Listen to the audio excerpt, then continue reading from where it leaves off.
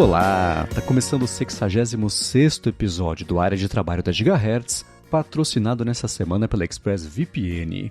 Quem tá falando aqui é o Marcos Mendes, e assim como toda semana, a Bia Kunz, Garota Sem Fio, também tá por aqui. Tudo bem, Bia? Olá, Marcos. Olá, pessoal. Olá, tava com saudade, Bia. Eu quero começar esse episódio querendo saber o que te deixou mais surpresa. Que os ETs lá do México não eram ETs ou que quase nenhum NFT ainda tem valor hoje em dia? O que mais me deixou surpresa foi descobrir que os ETs eram feitos de bolo. Eu não sei se você chegou a ver esse vídeo, mas essa mania de fazer bolos com formatos de objetos, assim, fizeram uma cópia idêntica daquele ET lá. E olha, passou de todos os limites. Me enganou quando eu vi. Quando eu vi esse vídeo do bolo sendo partido do ET, eu falei, cara, será que... Porque não me admiraria ser tudo isso pra depois virar um vídeo mostrar que era bolo. Exato, né? Mas pelo visto tá mais próximo de bolo do que de ET, então não passou tão longe esse vídeo, né? Se for bolo, eu tô dentro. Né? Muito bem, vamos começar com os follow-ups aqui em relação às últimas semanas. E Bia, tanto o Matheus Rodrigues quanto o José mandaram pra gente a seguinte dica sobre o aplicativo TickTick. Também tem para Android? Olha, eu não sabia e já baixei, viu? Obrigada a vocês que mandaram essa dica, porque lá na minha memória afetiva, dos tempos que eu usava iOS, eu lembro que esse era um dos aplicativos que eu mais gostava. Então, junto com o TWOS, aqui, TWOS, o TickTick, já entrou aqui na minha lista de aplicativos para testar. Em breve eu vou falar todos eles, tá bom? Boa, e pra galera do Android, vocês podem testar também. Olha que maravilha. É isso aí, conta pra gente. Manda sim, gigahertz.fm/feedback e seguindo com os follow-ups, que tem bastante coisa pra gente falar hoje. Lembra que a gente comentou daquele problema do Albert Klinsmann, que tentou baixar do Google Drive e não deu? Eu falei, eu fui lá, pus pra baixar e ele baixou tudo. Ele falou que o problema foi o seguinte, a forma que eu mencionei no podcast dá certo, os arquivos são convertidos, mas você perde a hierarquia de onde eles estão salvos. Aí danou-se, né? Ele falou que com 22 tera de pastas ou subpastas, ele poderia selecionar só os arquivos de documentos, sheets, slides e baixar, mas ele perde o local onde eles tinham que ficar e são... Aí não tem jeito, aí claro que... Aí tudo fez sentido, né? É coisa pra caramba.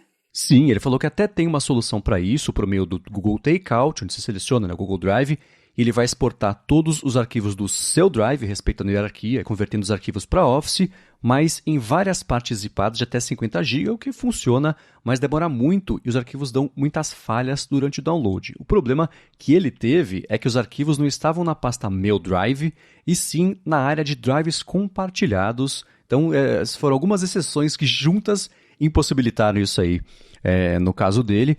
Mas a solução que ele encontrou foi a seguinte: exportar via Takeout toda a pasta Meu Drive, baixar tudo para um disco rígido, conferir se não faltava nada e deletar do Google Drive. Aí depois disso ele moveu os drivers de equipe para a pasta Meu Drive. Aí fazendo isso perdeu o compartilhamento de todos os arquivos, mas deu certo. Aí ele fez uma exportação nova pelo Google Takeout e finalmente conseguiu baixar tudo. Google, vamos melhorar esse takeout aí, né? Por favor.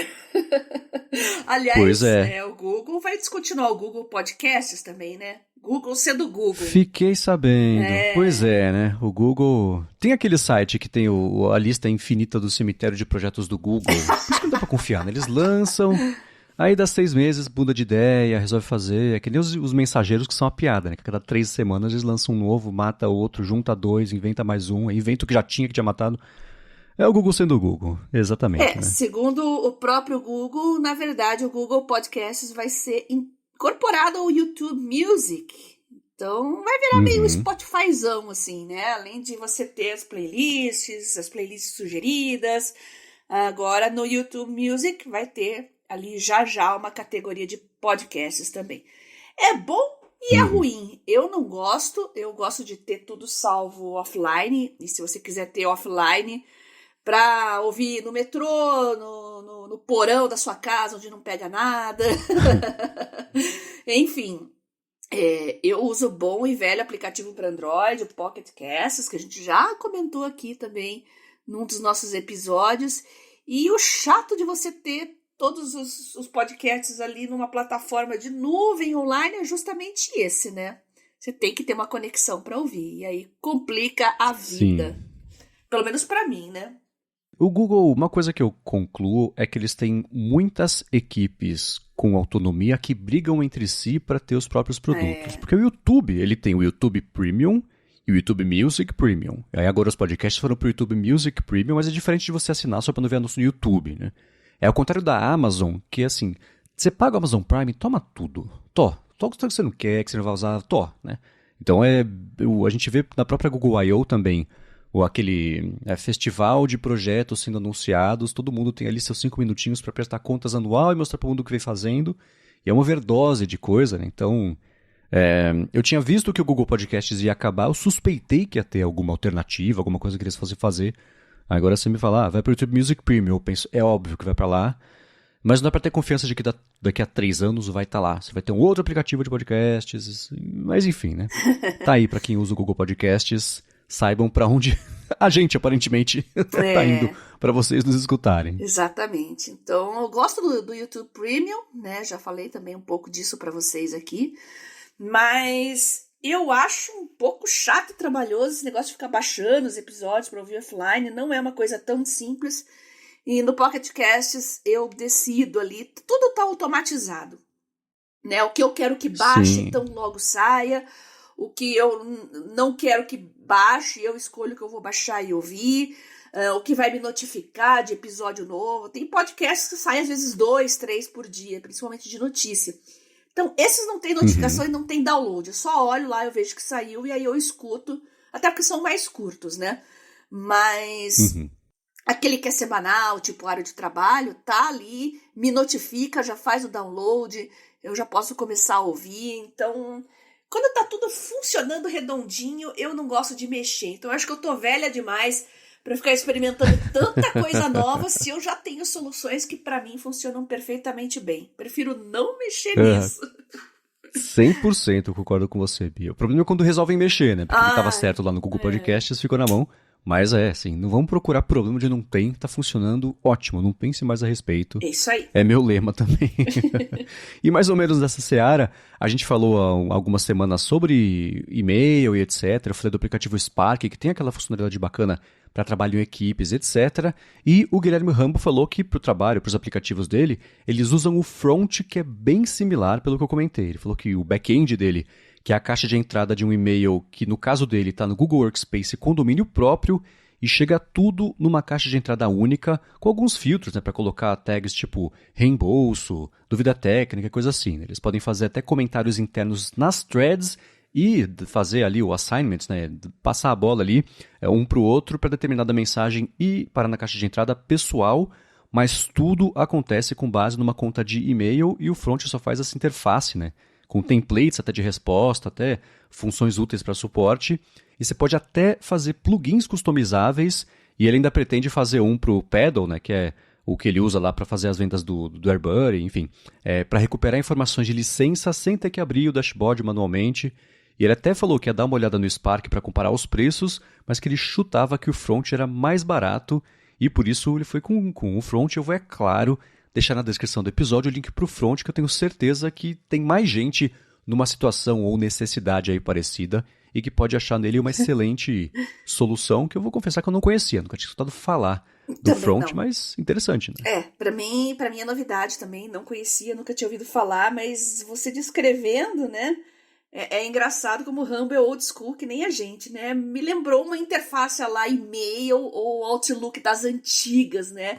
Que tem ali o que vai na pasta pessoal, tem as tags que você organiza. Me lembrei muito dos tempos que o Outlook era aquele elefantão, mas que era um canivete suíço muito poderoso. Sei lá, de 15, 20 anos atrás, né? Interessante isso. Então, o nosso cérebro acostumou a trabalhar assim, né, Marcos? Acredito que o Rambo também.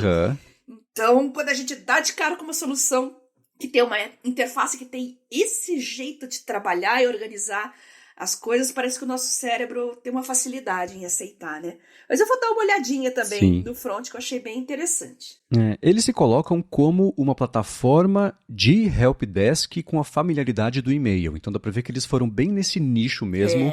O Spark ele é da Riddle, cada um fala do jeito, que tem um batalhão de aplicativos todos com PEM produtividade, mas o app de e-mails dele é só um app de e-mails que ganhou a funcionalidade de equipes, que eles perceberam que isso podia ter um filão interessante para empresas. Mas o front parece ser bem focado assim nesse nicho de equipes, especialmente para helpdesk, saque, coisa assim. Bem interessante. Legal. Agora, uma outra coisa que o Rambo falou foi o seguinte, a gente comentou sobre a diferença do que vai para lembretes, o que vai em calendário, etc.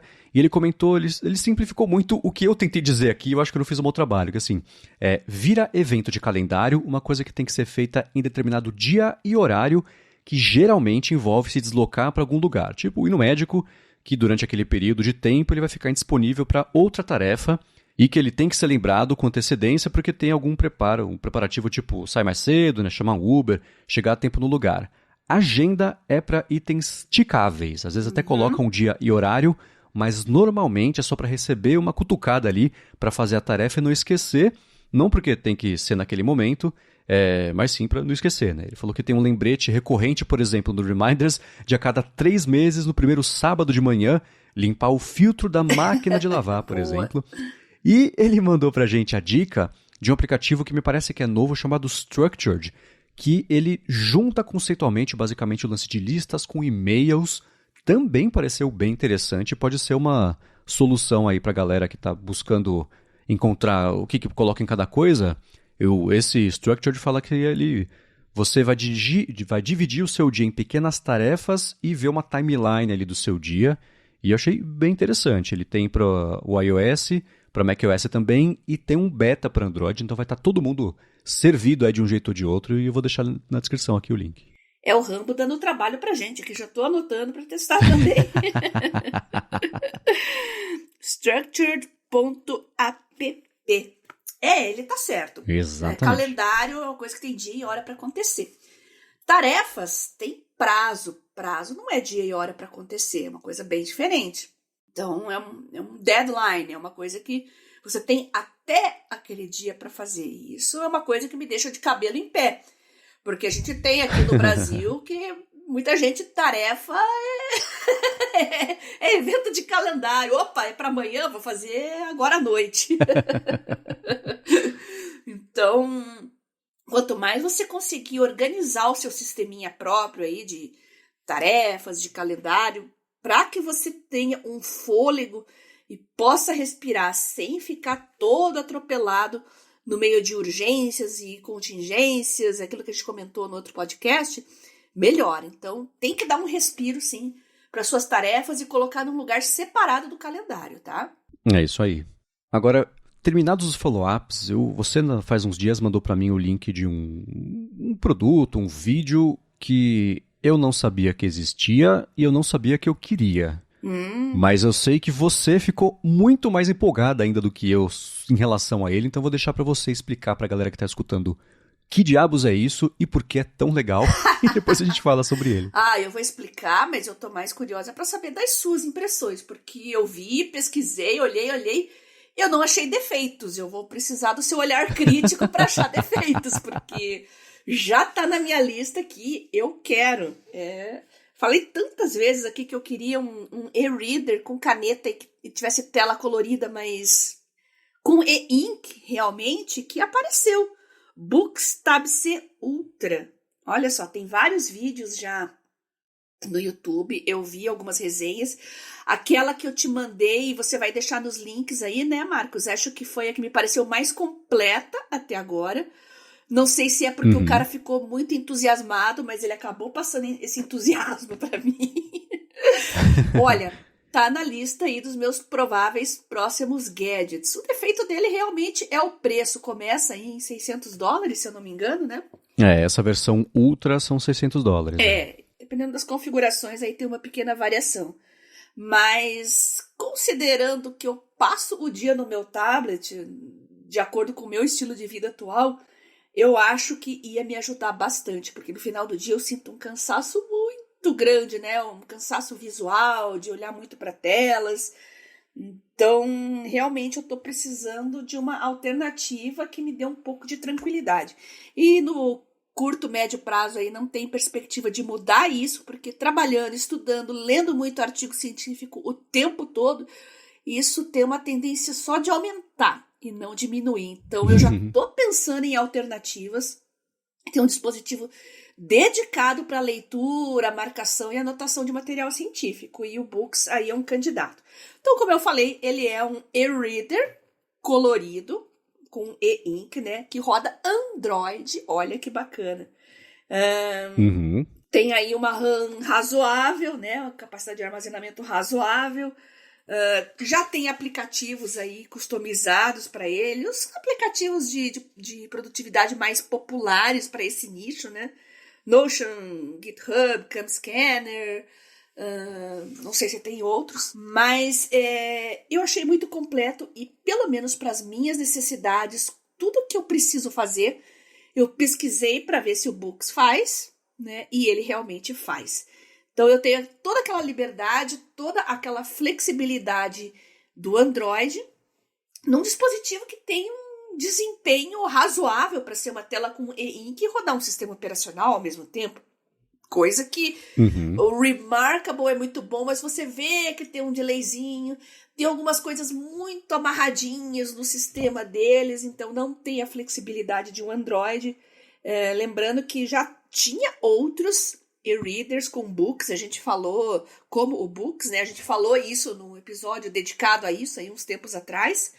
Mas esse é um lançamento recente e parece que corrige todos aqueles defeitos que os primeiros e-readers coloridos tinham, e com a versatilidade da caneta e um sistema Android bem ajeitado para o hardware. O que você achou, Marcos?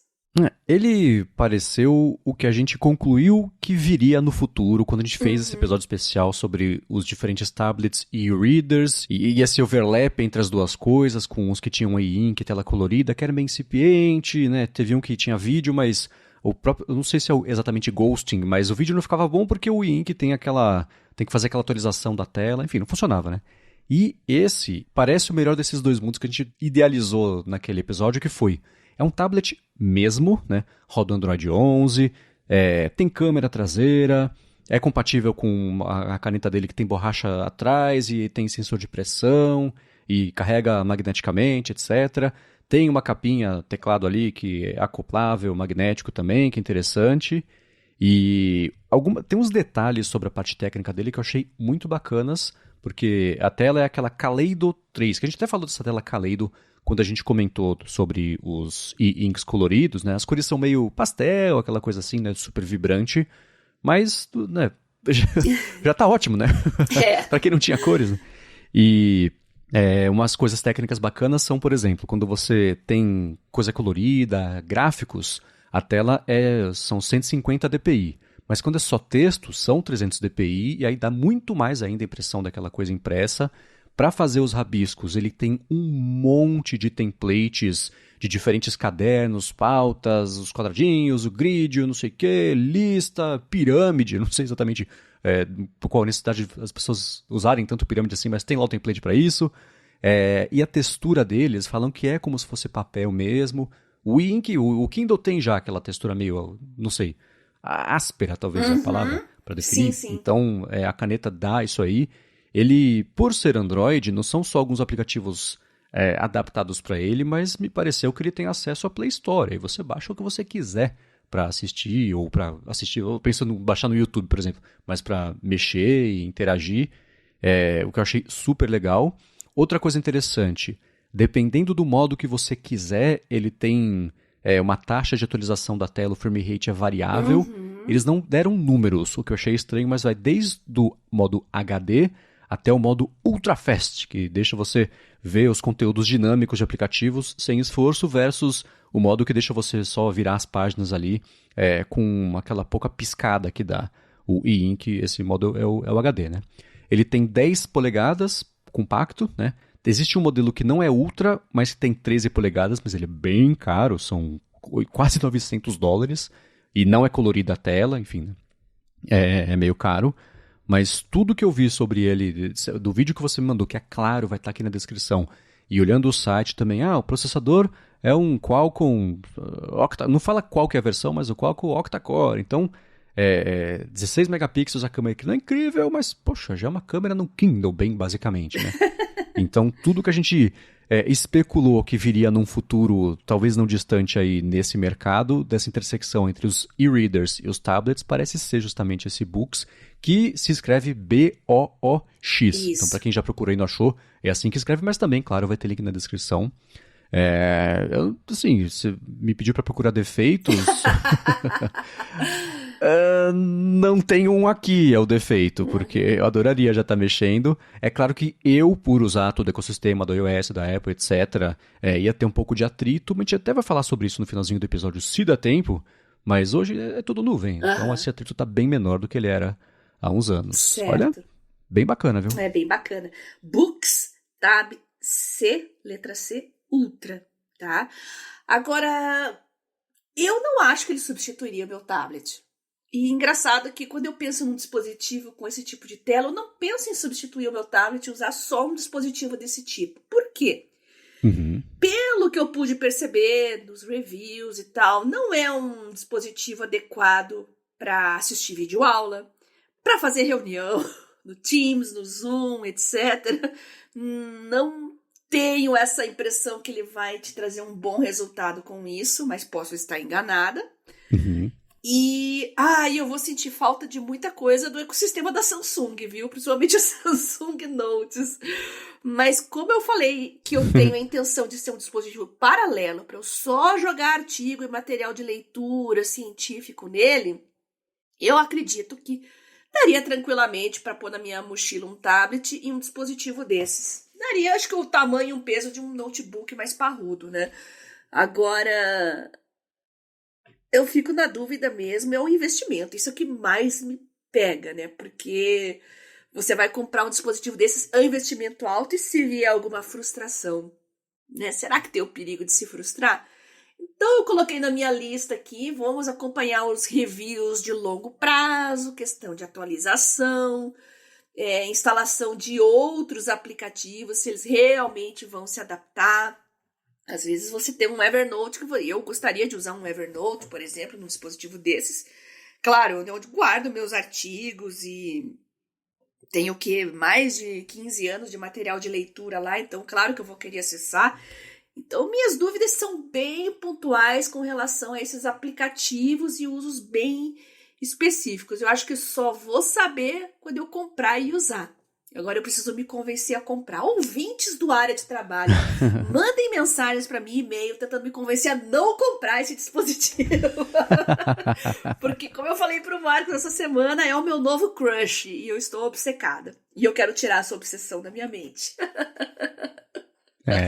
Lamento informar, mas comigo só funciona comprando. Quando eu preciso tirar uma obsessão assim, custa caro, nem terapia resolve. Eu já tô pensando qual vai ser o dispositivo que eu vou me dar de presente aí de fim de ano. Eu tava pensando num relógio, né? Aí. Que eu quero eu gosto muito das pulseiras, mas eu não me dei bem com o relógio, mas estou disposta a fazer uma nova tentativa por causa dos upgrades que o Galaxy Watch recebeu aí. Agora eles medem pressão arterial, vai ter um sisteminha aí para detectar arritmia. Então, como eu estou monitorando esse tipo de coisa, eu estou disposta a fazer uma nova tentativa, mas dessa vez com o ecossistema da Samsung. Ainda não me decidi, mas agora tem esse outro dispositivo aí que acho que eu vou ter que esperar aparecer uma viagem ou algum amigo viajar, trazer para mim, mas eu estou bem tentada. Na pior das hipóteses, o Boox marca a hora, então você pode falar que você comprou um relógio. Pode ser. Vamos ver o que vai acontecer. Muito bem, agora seguindo com esse papo sobre tablets, só que de um outro jeito a gente falar sobre isso, né? Eu não estava sabendo de uma polêmica que aconteceu recentemente aí em relação ao ensino de São Paulo, etc. Você me informou, me educou sobre isso. A gente vai, enfim, discutir, repercutir o que rolou. Mas antes disso, eu vou tirar um minuto do episódio para agradecer a ExpressVPN, que está mais uma vez patrocinando a área de trabalho e segue oferecendo 3 meses a mais para você assinar o plano anual só porque você escuta o podcast. Com a ExpressVPN, você navega de um jeito muito mais seguro web afora e com muito mais acessos web afora, porque é isso que ela faz. Se você, por exemplo, se conecta a Wi-Fi de, sei lá, da escola ou da faculdade, de hotel, de aeroporto, enfim, Wi-Fi grátis, geralmente é o seu dado que é o preço da conexão, porque fica sendo analisado os sites que você visita, os conteúdos, os aplicativos, os domínios, etc. E isso é vendido aí para instituto de pesquisa, isso, claro, na melhor das hipóteses. Mas com a ExpressVPN, isso não acontece porque nem ela sabe o que está acontecendo com a sua conexão,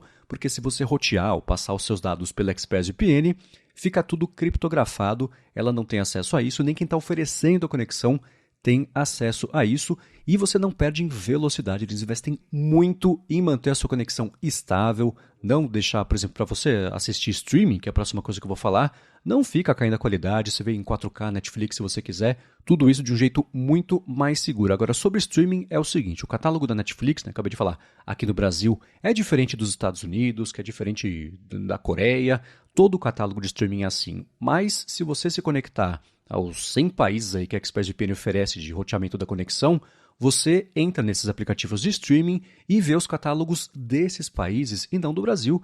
E é diferente, é ao contrário também, né? Tá viajando, quer ver no YouTube alguma coisa que só tem aqui no Brasil. Ah, quem subiu esse vídeo não disponibilizou nesse país. Tudo bem, se conecta lá na ExpressVPN, coloca Brasil e pronto, você assiste a isso. E uma outra coisa também, né? Uma dica, se você está no Brasil e quer deixar sua conexão mais segura, não tem problema, você está no Brasil, se conecta na ExpressVPN pelo Brasil, o ping vai ser menor ainda e a sua conexão fica mais segura ainda.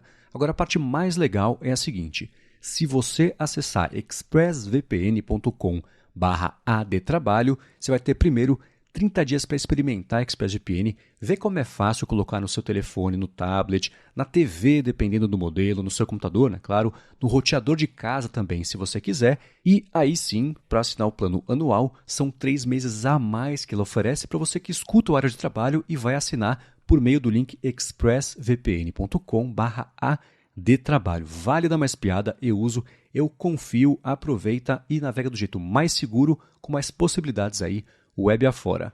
Muito obrigado, ExpressVPN, pelo patrocínio de mais esse episódio do podcast e pelo apoio a toda Gigahertz. Ainda que você seja extremamente safo em navegação, conhece todos os caminhos do bem e do mal, como se diz, olha, você pode proteger a sua família também. Eles podem estar vulneráveis. E como o Marcos lembrou, dá para você configurar o seu roteador de casa também.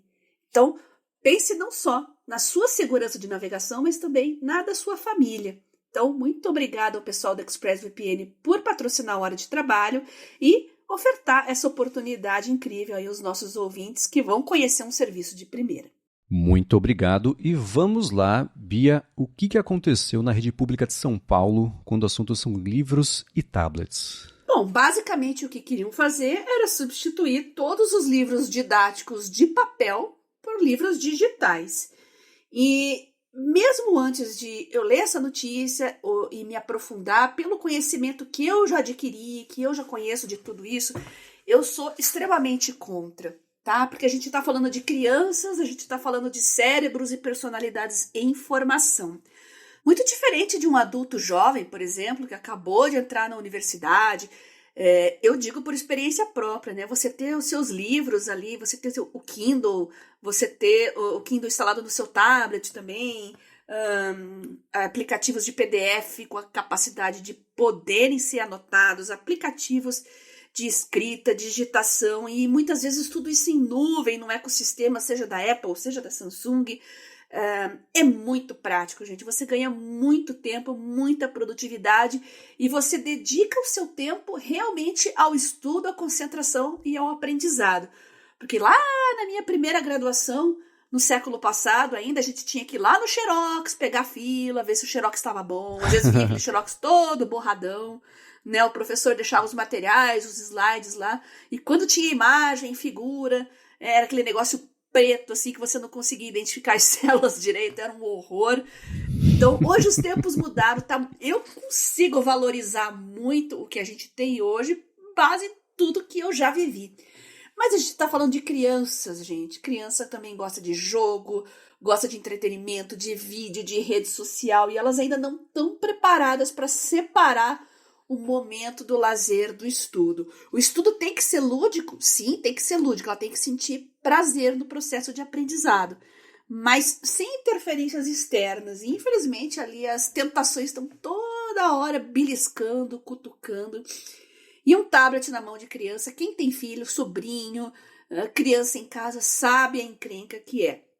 Não à toa, eu recomendo que vocês sempre usem o modo Kids ali, até os 8, 9, 10 anos de idade. É recomendado que se use mesmo, para, como eu falei antes aqui, elas não irem para os caminhos do mal, né? Em termos de navegação e redes sociais. Agora, quando a gente está falando de material de ensino didático digital, não ficou muito bem claro como que esse material ia ser acessado. Tablet, computador, esses computadores iam ser fornecidos. A gente também tem problemas logísticos, a gente tem problema de manutenção desses equipamentos, roubo, violência. Infelizmente, as crianças acabam se tornando alvo também quando elas carregam esse tipo de dispositivo com elas, né? Então, olha só quantas variáveis, quantos problemas envolvidos nisso, né? Mas já tem muitos estudos e entidades, tem papers aí de associações de psiquiatria, de pediatria, e todos atestando que realmente nessa idade o papel realmente é mais amigável, é mais produtivo e traz melhores resultados nos estudos do que o digital. O ideal é claro que a criança tem que ter aquela educação para o meio digital, fazer já algumas tarefas no meio digital, mas nós estamos falando especificamente aqui de livros didáticos, tá? Gente, aquela apostilinha, aqueles livrinhos textos, aqueles livros de atividade, de exercício, livro-teste para responder, questionário, aquilo que o professor corrige depois. Estou falando de material didático especificamente, tá? Inclusive a OCDE, né, que é a Organização para a Cooperação e Desenvolvimento Econômico, identificou que estudantes de 15 anos que tinham o hábito de ler livros em papel fizeram em média 49 pontos a mais na prova de leitura do PISA 2018, em comparação com os que raramente ou nunca liam livros, tá? Então, para jovem, sim, o livro de papel, que é uma atividade mais dedicada, retém mais atenção, tem menos distrações, o jovem, a criança se concentra melhor e acaba tendo resultados posteriores melhores também. Não achei nada a respeito de Kindle, de e-reader, os estudos são muito superficiais no sentido de detalhar os equipamentos tecnológicos. Então, eu acredito que o Kindle possa ter resultados parecidos, mas claro, em se tratando de livro didático, ele tem muita limitação ali para ser introduzidos nas escolas, né? O que você acha disso, Marcos? Me pareceu que essa decisão foi só para cortar custos, né? E aí você toma a decisão e depois você acha que nem fazer aquelas siglas de missão que depois você faz a engenharia reversa para inventar um monte de palavra que justifica a sigla. Foi isso. Vamos tomar a decisão. Vai ser, é assim, é melhor, é mais interativo, é mais isso, é mais aquilo. Mas por tudo o que eu li sobre isso e vi as entrevistas, etc., foi uma decisão tomada sem consultar, nem fazer tipo de consulta pedagógica para ver a melhor forma de fazer isso, e quanto menos um planejamento que visasse melhorar a qualidade ali do que as pessoas estão aprendendo, né? Eu vi muito as crianças, a partir do 6º ano que isso ia acontecer na rede do ensino público, então é de 10, 11, 12 anos mais ou menos, né? Que é uma idade meio crítica, né? Depois vai ficando mais velho, fica com pelo menos a noção de que você não devia estar jogando Angry Birds, sim, estudando, mas você levantou um ponto que é importante, né? Eu, quando vi essa notícia, eu acho que eu parti da premissa em todas elas que seriam tablets, mas acho que não falaram sobre isso, né? Se vai ser computador, laptop, tablet, só livro digital. Não, eu também não achei a informação. Né? Então, tem muitos detalhes aí que acho que não sei nem se foram pensados e quanto menos explicados, do tipo, se vão ser os mesmos livros, né? Porque parece que a rede pública tem mesmo alguns materiais que são feitos, materiais próprios que se complementam também com livros didáticos que não são, enfim, próprios também, né? Então, que seriam esses próprios que seriam os digitais, né? Então dá para pensar assim, putz, só escaneia tudo. É claro que não, né? Se você vai fazer um negócio digital, a gente sempre falou aqui sobre diversas utilidades de você poder, desde tagueamento até fazer anotações, até um OCR que te permita, OCR não, né? Mas assim, ser tudo buscável e indexado, duvido que seria o caso, né? Então, o que eu vi foram várias pessoas que lidam com isso a vida inteira, né, que fazem trabalhos pedagógicos, citando estudos que não são de hoje, tem um de 2015, acho, da Suécia, enfim, ao longo da última década, que mostram que os livros digitais têm uma taxa de aproveitamento pedagógico menor do que os dos livros físicos. Existe uma questão aí que eu sempre fico meio reticente em não é acreditar, ainda tanto crédito, bom, dar crédito e acreditar é quase a mesma coisa, né? Mas ainda assim, porque a gente evolutivamente aprendeu a lidar com papel, mas não sei, tem muita crítica à tecnologia que fala, o corpo humano não foi feito para reticências, né? Ir numa velocidade maior do que a de um cavalo, por exemplo, que era a crítica de carros, por exemplo. E não é muito por aí. Mas o que eu vi são diversos pedagogos e pedagogas comentando que o país tal, tentou fazer isso e viu que o aproveitamento caiu. Não é que ele ficou igual, que ele não melhorou, mas ele caiu. Então, o que eu acredito, porque, não sei, né, a experiência que eu vejo, a minha e de outras pessoas, é que o lance do livro físico você tem um comprometimento maior, sem distrações com o que você está consumindo ali. Eu vi o pessoal comentando também sobre como a leitura num livro físico é um pouco mais devagar e te dá a oportunidade de aprofundar muito mais a atenção e assimilar melhor esses conteúdos. É claro que existem infinitas possibilidades que livros digitais abrem, desde a parte de interatividade. Tá perdendo um conceito de, sei lá, atrito das polias em física. Certeza que uma animação, um vídeo, vai conseguir passar isso de um jeito que complemente muito melhor aqui o conteúdo e deixa a pessoa aprender, facilita, né? Mas acho que não seria esse caso aqui, ainda mais sendo uma coisa assim, gente, é a partir do ano que vem, valendo! Não, né? Mas existem benefícios que não dá para ignorar, mas não feitos desse jeito, né? Uma coisa um pouco melhor planejada, com um pouco mais de tempo para preparar os materiais para isso e se complementar o que as crianças estão aprendendo. E crianças e jovens, não são só de 11 anos, isso é até o final ali do ensino fundamental e até o médio, né? Então, tudo isso seria aumentada essa interatividade para facilitar o aprendizado, mas não desse jeito. Desse jeito, pareceu que foi, vamos cortar custos e a criançada leva o tablet, enfim, o computador para a escola. E você levantou um ponto que eu achei ótimo. Assim, eu pensei, por exemplo, eu quando era criança, que a molecada levava gibi para a escola, sumia gibi, né? Então, você ter a certeza de que você tem diversas crianças a partir de 11 anos do ensino público andando por aí com dispositivos eletrônicos, é claro que vai sumir na rua, vai sumir na escola, né? Então existe mesmo essa questão que eu não tinha pensado, mas que é tão importante quanto... Será que funciona de verdade? Aprende melhor? Não, né? Aprende pior ou as distrações. A gente, desde o primeiro área de trabalho, fala sobre como a gente tem dificuldade em lidar com as distrações quando vai usar um tablet para fazer qualquer coisa, ou um telefone, ou qualquer coisa digital, que dirá quem nunca teve tempo de vida para pensar nisso como um problema, né? A questão da violência é uma questão bem séria, porque a gente vê isso. Vídeos circulam por aí, né, de alunos agredindo professores, vandalizando, né, a sala de aula. Então, como é que você vai receber dispositivos, né, para uma turma inteira, para um novo sistema didático, para um ambiente que não está socialmente adequado para isso, né? Tem que ter um outro tipo de educação. Vai ter que passar outros valores, explicar outras coisas para poder receber esse sistema novo, mas eu acho que a gente não está pronto ainda.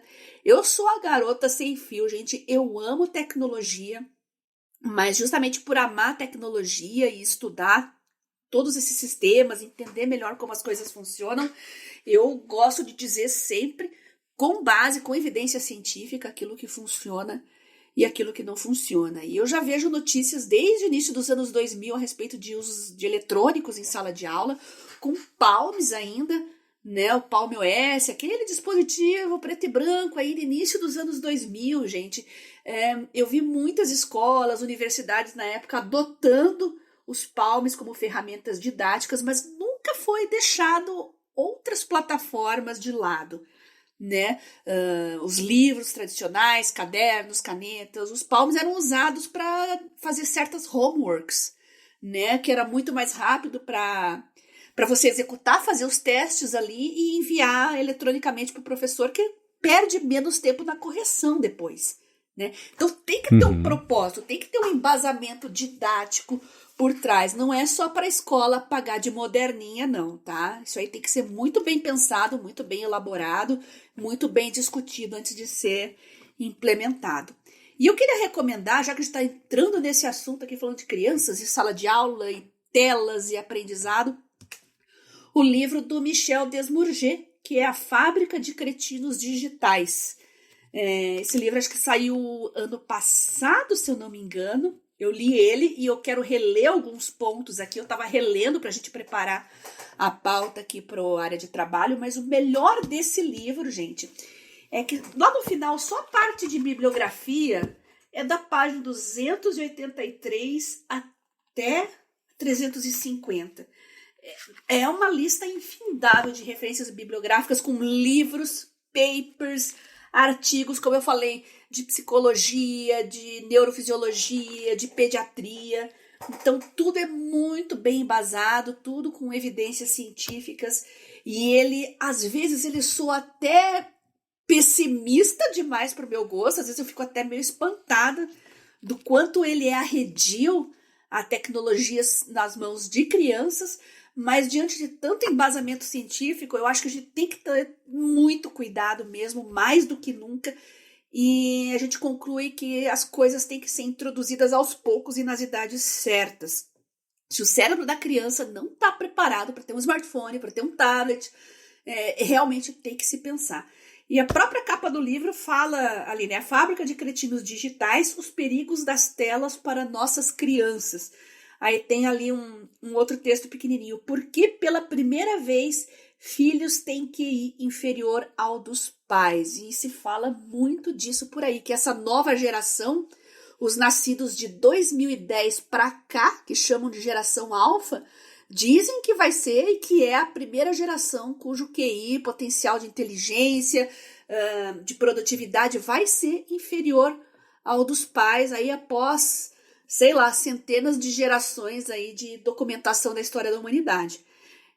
Por isso que eu tô falando, Michel Desmourget é bem pessimista e às vezes até demais, mas eu acho que a gente tem que refletir e discutir, pelo menos discutir todas as premissas que ele aborda no livro, tá?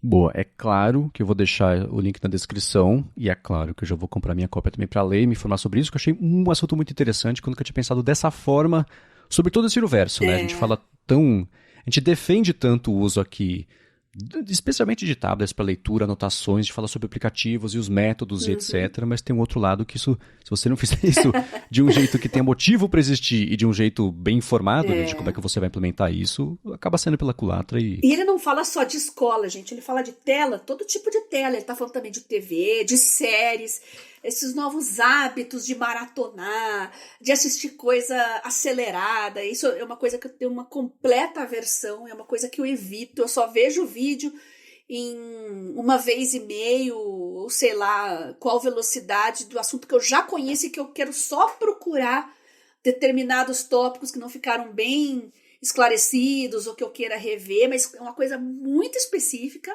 Só que agora tem Whisper, tem inteligência artificial para achar coisas em vídeo, então nem disso eu vou precisar mais, né? Mas eu tenho pavor de assistir coisa em tela acelerada. Parece que meu coração acelera junto, eu fico nervosa. Não sei explicar. Eu acho que é um conflito geracional também. Mas assistir série em velocidade maior para terminar antes, isso é bem absurdo, na minha opinião. Sério, eu não consigo não, filme, coisa assim. Eu, desde sempre, consumo podcasts em velocidade acelerada. Vídeos do YouTube eu também tenho consumido em velocidade acelerada. Mas ver um episódio de alguma coisa em 2x não faz sentido pra mim, porque é que nem escutar música acelerado, né? Tudo que você tá vendo foi pensado daquele jeito, aquele corte foi feito desse jeito, esse tempo, né, que levou pra fazer entre uma falha e outra tem um motivo pra existir. Então acho que conceitualmente você estraga um pouco do efeito que a pessoa que fez aquele vídeo quis causar em você. Tudo bem que você pode falar sobre isso no YouTube também? Ok, mas eu tô vendo um vídeo de, sei lá, o próprio que você mandou do Books lá, eu vim 2 vezes porque não era... Os intervalos não eram fala ali, né? Eu tava só vendo como é que o negócio funcionava, ou escutando as impressões da pessoa que usou e anotando especificações técnicas. Não exigia nada muito além disso, né? Mas música, série, filme, eu acho... Uma coisa que eu via que alguns canais de TV, não sei se ainda acontece isso, mas era um vídeo que mostrava, sei lá, um episódio de Friends sendo reproduzido na TV acelerado para poder caber mais comercial naquela meia hora. Então, ao invés de ser em 1x, era em 1,15, 1,20x. E aí você teria o episódio muito mais curto. Muito não, né? Bom, 20% mais curto. E colocaria 20% mais comerciais. Ele falou, ui, que sacanagem. Você quase não percebe. Mas, especialmente depois de minutinhos que se acostuma com a velocidade, até que vai, né?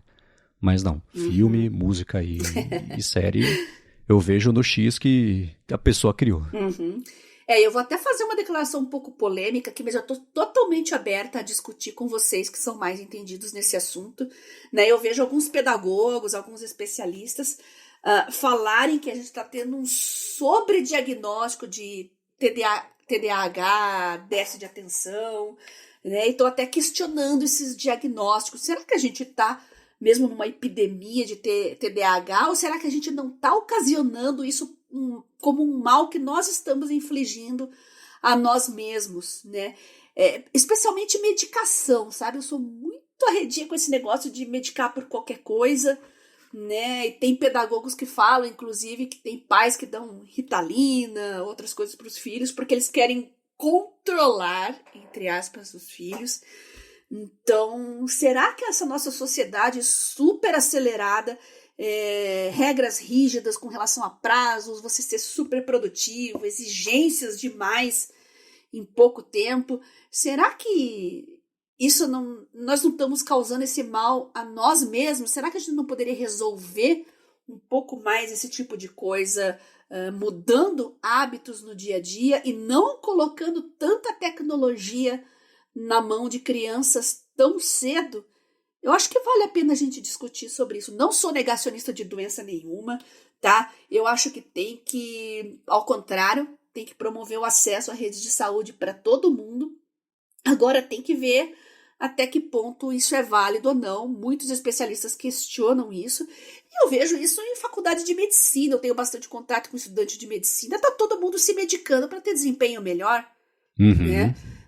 Não vou dar nome, não vou falar nome de universidade aqui, mas tem aluno até que vende Venvance para os colegas. Eu acho isso, além de ser ilegal, né, parece que há uma imposição de você render melhor na academia, né? A obsessão de muitos desses estudantes é render o máximo na academia e render o máximo nos estudos. Então eles apelam para esses medicamentos. Eu mesmo tomo suplemento alimentar, não é medicação, tá?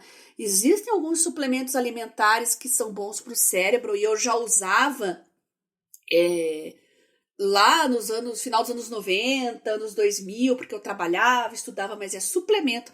Vocês vão ver por aí de ácido glutâmico, colina, são precursores para a formação de sinapses, né, conexões neurais de boa qualidade, tá? Mas são coisas que você obtém a partir dos alimentos. E o jovem hoje em dia trabalha, come mal, está se deslocando. Eu acho que com um acompanhamento médico, com uma boa consulta, uma boa orientação, você pode usar suplementos alimentares, sim. Agora, Ritalina, Venvance, esses outros medicamentos que realmente alteram a biologia cerebral, que causam outras sequelas, que tem uma série de efeitos colaterais a fim de se obter um desempenho no dia a dia melhor, você dormir menos e render mais, isso é muito questionável e eu não vejo a sociedade, a mídia discutir isso, tá? Essa supermedicação que está acontecendo hoje e a gente tem que discutir sim, tá? Então eu já abro aqui o espaço para vocês, ouvintes que são mais entendidos que eu, neurocientista, médico, se você quiser mandar a sua opinião a respeito disso, mandem uma mensagem pra gente, tá? Pra mim e pro Marcos, lá na nossa página também, gigahertz.fm/feedback, no meu Telegram, @biacunze, ou então no meu Twitter, @garota-sem-fio. Se vocês não quiserem que fale nome, não tem problema, a gente não vai falar o nome de vocês. Se quiserem dar algum depoimento, estamos totalmente abertos, sem preconceitos, estamos muito a fim de discutir melhor isso, tá bom? Perfeito, façam isso, por favor. Eu vou só aprender. Esse é um assunto que minhas impressões não valem de nada, porque é conhecimento só com base em eu. Então, quero ser educado sobre isso por vocês, e obrigado, Bia, também, pelo que você acabou de dizer e informar a gente com isso. A gente vai encerrar o episódio de hoje trazendo uma dúvida do Thiago Bertolino. Ele mandou pra gente, e você também pode mandar, gigahertz.fm/feedback. Ele mandou o seguinte: qual é a relação de vocês com o ecossistema que vocês utilizam? iOS, Android, Mac, Windows. Ele falou assim: vocês se sentem presos a um ecossistema ou têm a flexibilidade de conseguir trabalhar onde vocês quiserem? Ele falou que teve esse pensamento porque ele é usuário do iOS há quase 10 anos e tem quase tudo da Apple, exceto o HomePod, e vez ou outra ele tem vontade de migrar entre sistemas, mas acaba desistindo pela praticidade de ter tudo já conversando entre si, portanto ele se sente preso à Apple. Bia, qual que é a sua sensação a respeito disso? Eu gosto muito do grau que os ecossistemas, principalmente o iOS e alguns Android, a gente tem que falar de customização, né? Eu vou falar da Samsung porque é o que eu tô acostumada a usar, tá? Você ter esse ecossistema tudo integrado, você abre uma página ali no seu celular, aí já quero ir pro tablet sem ficar copiando o link, já abre automático, você tem as anotações tudo sincronizadas, o seu sistema de monitoramento de saúde. A Apple faz muito bem isso também, conversar entre seus diferentes ecossistemas e dispositivos, mas eu acho que tem sim que ter uma abertura para você poder flexibilizar, tá? Eu gosto muito do macOS, mas eu sou bem crítica ao iOS, porque ele não se encaixa muito ao meu estilo de trabalho, ao meu estilo de estudos, né? Então, eu gosto de ter a flexibilidade do Android, por exemplo, de você acessar pastas, raízes e mexer em diretório de arquivos, esse tipo de coisa, uma coisa que a Apple nunca permitiu muito bem, né? Então, mas eu sou nerd, gente, então não sou eu não sou referência para nada nesse sentido, mas para quem só quer que as coisas funcionem, ter um ecossistema com tudo integrado é muito positivo, principalmente para quem é mais leigo, não quer ficar escovando o bit, não, tá? Então, sou totalmente favorável, acho legal, acho que a Apple e a Samsung são as que melhor fazem isso, e vale a pena sim, tá? Eu acho que você passa a se sentir preso quando se fica insatisfeito. Acho que essa é a conclusão a qual eu tô chegando, né? Porque o jeito otimista de você falar é assim: o ecossistema funciona. O pessimista é você tá preso no ecossistema. É a mesma coisa, né? E aí, pensando do ponto de vista de negócio da empresa, é óbvio que ela vai fazer de tudo pra manter você ali.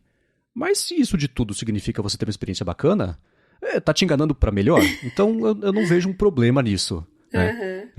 Hoje, o que eu comentei lá atrás era referência a isso agora. A maioria dos aplicativos, Dropbox, não interessa onde você está, né? Evernote, não interessa onde você está. Você abre o aplicativo e está tudo lá. E do Windows, no Mac, no iPad, no Samsung, enfim, né?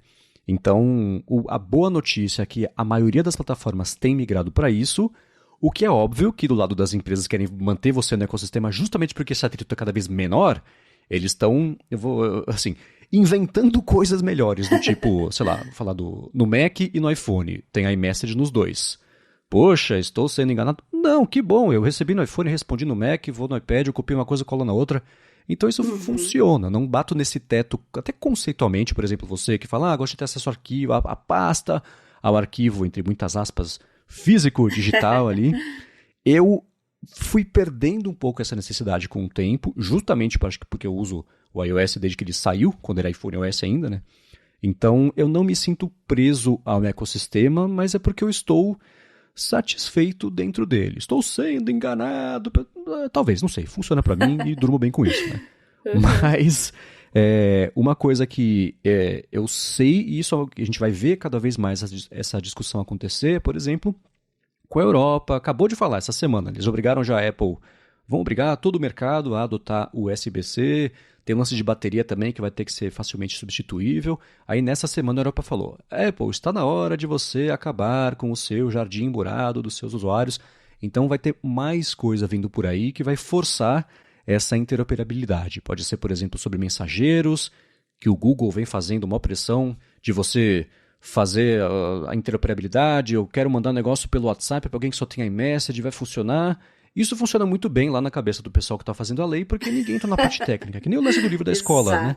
Sim, e como é que funciona a criptografia ponta a ponta? Como é que funciona funcionalidades bacanas, úteis, que o WhatsApp não vai dar suporte porque o sticker e reação não sei o que lá só funciona no iOS. Então tem um monte de detalhes que, se isso um dia virar lei, vão ser resolvidos, que nesse momento não estão explicados. Então, o mundo, mesmo por regulamentação, está caminhando para mais interoperabilidade, deixar as pessoas menos presas aos próprios ecossistemas. O meu único medo é que isso piore a experiência do ecossistema. Aí de novo, melhorar para pior, não, a título de, sei lá, né, você falar que dobrou a empresa para ser eleito de novo?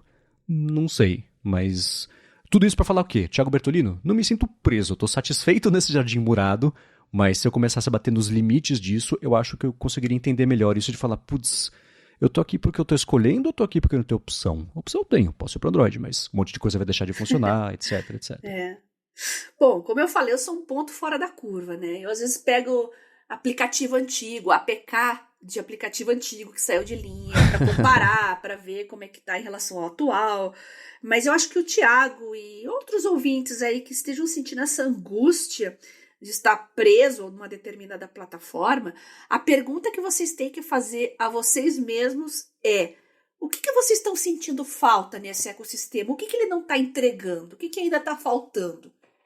Tá? Se está tudo bem, está funcionando, beleza, show de bola, nota 10, vida que segue. Tá? Então, pensem do lado mais pragmático das coisas.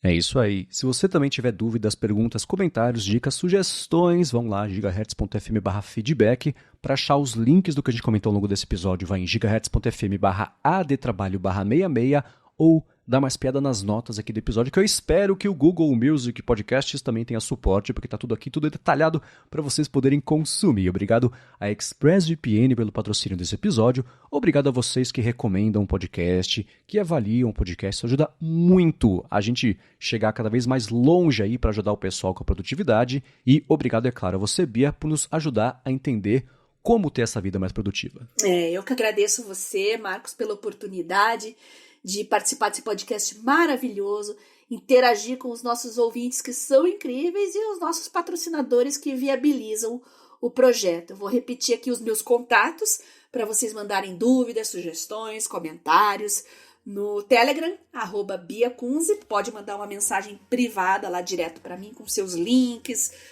Vocês podem pedir os links também dos nossos grupos, né, do Mundo Sem Fio, do Produtividade Móvel, do meu canal, que eu mando ali para vocês. Podem mandar mensagem anônima, não divulgo o nome. Podem mandar também prints das suas telas, dos aplicativos que vocês usam. A gente vai adorar compartilhar com os demais ouvintes. E eu vou retomar esse assunto em breve. Eu tenho amigos que estão estudando fora do Brasil, inclusive um deles há pouco tempo adotou um iPad com a Apple Pencil, porque ele reclamou que estava com dificuldade para escrever à mão, ele estava preocupado que não conseguia escrever mais. E aí ele veio me contar que um dos professores dele proibiu qualquer tipo de dispositivo eletrônico em sala de aula, inclusive tablets com caneta. E eu quero conversar mais com ele para entender o porquê disso, que não faz muito sentido para mim. Traz ele e o professor aqui pra gente conversar. Com certeza. Então, mandem suas experiências também, a gente vai adorar saber tudo que está acontecendo. Sugestões de dispositivos para a gente conhecer, averiguar melhor, como o Books que a gente comentou aqui. E na semana que vem a gente está de volta. Boa! Para falar comigo, se vocês quiserem, eu sou MVC Mendes lá no Mastodon, no Instagram e no Threads. Eu apresento aqui na Gigahertz sua fonte toda segunda-feira com Felipe Espósito e com a Presneto, que é a nossa brincadeira, toda sexta-feira com Guilherme Rambo, Gustavo Faria e Bruno Casemiro, o Área de Transferência. Apresento também o Hipsters Fora de Controle para a Alura toda sexta-feira sobre inteligência artificial aplicada e escrevo todo sábado para o Mac Magazine. Muito obrigado mais uma vez pela audiência de vocês e a gente volta na quarta que vem. Beijoca sem fio a todos e até a próxima!